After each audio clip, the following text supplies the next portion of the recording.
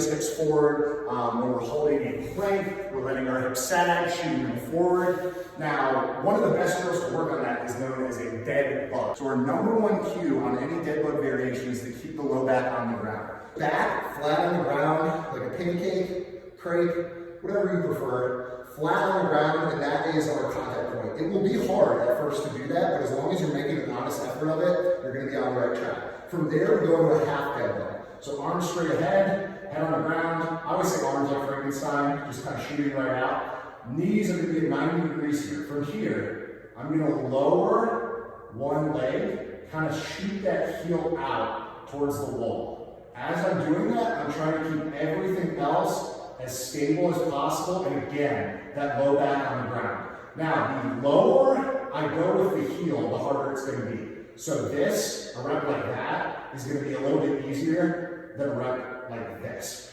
From there, we can go into a full dead bug, okay? Full dead bug is gonna be alternating. Also really challenges our brain because we're doing sort of alternating pads. So it's a little bit like patting the head and rubbing the belly. But again, low back on the ground. Now I'm gonna extend the opposite arm along with that leg. Trying to be really nice and stable. I like to have people hold this for 3 seconds. And back. Especially as they're learning to move, holding this for 3 seconds, just this hold right here, I'm already really feeling my core grabbing on. It's kind of surprising when people see this, how simple it looks. But just adding that 3-second hold and resisting that urge for my hips to go into extension is really, really going to challenge your core.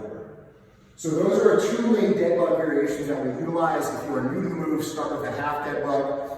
Again, even with the half dead bug, you can utilize that 3-second hold to build more control. Keep the low back on the ground.